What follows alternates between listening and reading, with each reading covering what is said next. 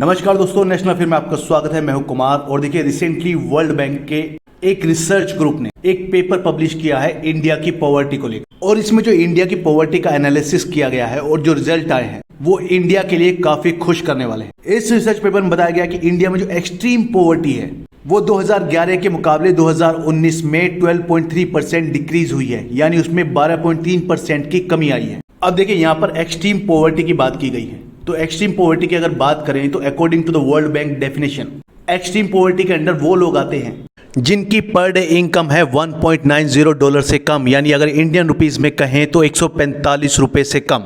अगर कोई भी व्यक्ति इससे कम कमाई के साथ जी रहा है तो वो एक्सट्रीम पॉवर्टी के अंडर आता है। देखिए, वर्ल्ड बैंक का जो रिसर्च पेपर है इसका टाइटल है poverty in India has declined over the last decade but not as much as previously thought.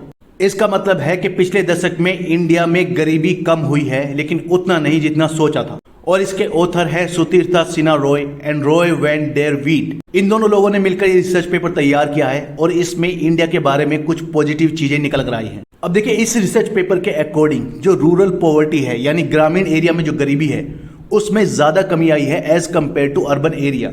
Rural areas में जो पॉवर्टी थी वो 2011 में थी 26.3%, जो 2019 में घटकर 11.6% रह गई है। वहीं अगर शहरी एरिया में देखा जाए, यानी अर्बन एरियाज में, तो 2011 में जो पॉवर्टी थी अर्बन एरियाज में वो थी 14.2%, जो 2019 में घटकर रह गई है 6.3%। और अगर परसेंटेज टर्म में देखा जाए तो रूरल एरियाज में पॉवर्टी 14.7% कम हुई है, वहीं अर्बन एरियाज में 7.9%। और अगर इस रिसर्च पेपर के बेसिस पर पूरे इंडिया में गरीबी काउंट की जाए तो 2011 में ये थी 22.5%, जो 2019 में रह गई है मात्र 10.2%। और इसके अकॉर्डिंग जो ग्रामीण एरियाज हैं उन्होंने अच्छे रिजल्ट दिए हैं पॉवर्टी रिडक्शन के मामले में। अब देखिए, इसमें जो 2016 में इंडियन गवर्नमेंट ने डीमोनेटाइजेशन किया था इंडियन करेंसी का, आप लोगों को याद होगा 500 के और 1000 के नोट एकदम से बेकार हो गए थे, उसके बारे में भी कुछ कहा गया है। इस पेपर के अकॉर्डिंग जब 2016 में इंडियन गवर्नमेंट ने डीमोनेटाइजेशन अनाउंस किया था, उसके बाद जो अर्बन पॉवर्टी थी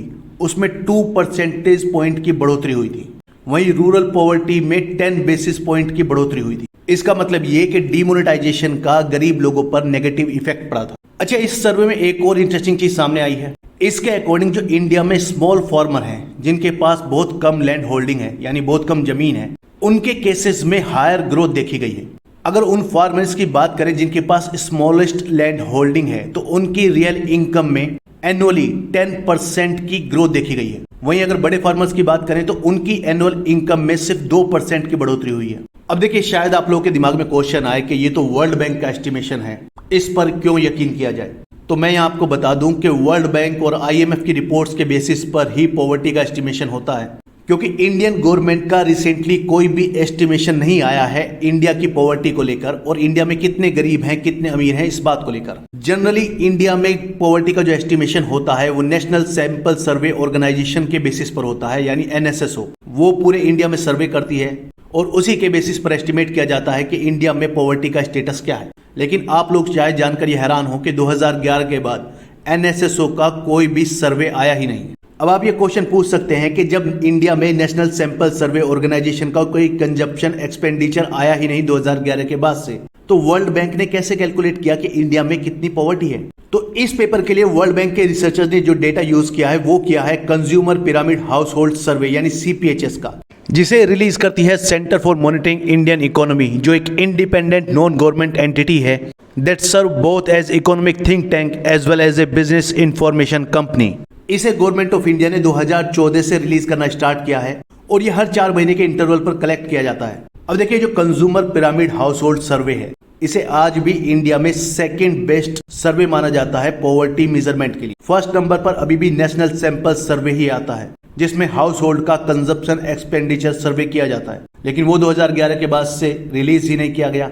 थोड़ा consumer pyramid household survey यानी CPHS के बारे में भी आपको बता देता हूँ। ये किसी भी हाउस होल्ड के अराउंड 115 आइटम्स पर डिटेल एक्सपेंडिचर की इंफॉर्मेशन देती है। CPHS में एक पैनल है अराउंड 1,74,000 हाउस होल्ड्स का, जिसे कलेक्ट किया जाता है 28 स्टेट से, जो रिप्रेजेंट करता है इंडिया की 95% पॉपुलेशन को।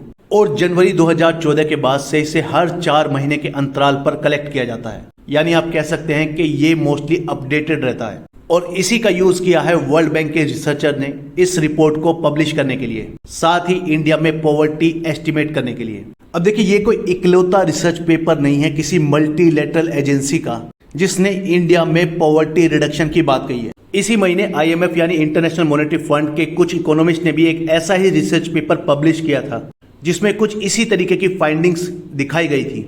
IMF के उस रिसर्च पेपर के ऑथर्स थे सुरजीत भल्ला, करण भसीन एंड अरविंद विरमानी। और उस रिसर्च पेपर के अकॉर्डिंग इंडिया में जो एक्सट्रीम पॉवर्टी है इन 2019 वो थी 0.8%।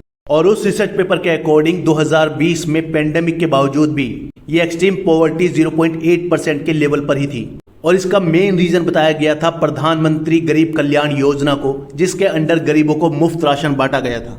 हालांकि इन दोनों रिसर्च पेपर में एक मेन डिफरेंस है कि ये जो IMF का पेपर है जिसमें एक्सट्रीम पॉवर्टी को बताया गया है 0.8% इन 2019, उसने यूज किया था नेशनल सैंपल सर्वे ऑर्गेनाइजेशन का कंजप्शन एक्सपेंडिचर सर्वे 2011-12 का। और ये जो वर्ल्ड बैंक का नया सर्वे है जिसके बारे में मैंने अभी आपको बताया कि इन्होंने यूज किया है consumer pyramid household survey of centre for monitoring Indian economy. हो सकता है कुछ लोगों को इन रिपोर्ट्स पर डाउट हो। अगर आपको डाउट है तो प्लीज कमेंट बॉक्स में कमेंट करके बताइएगा। इस वीडियो में इतना ही, नेक्स्ट वीडियो में जल्द मिलेंगे। धन्यवाद।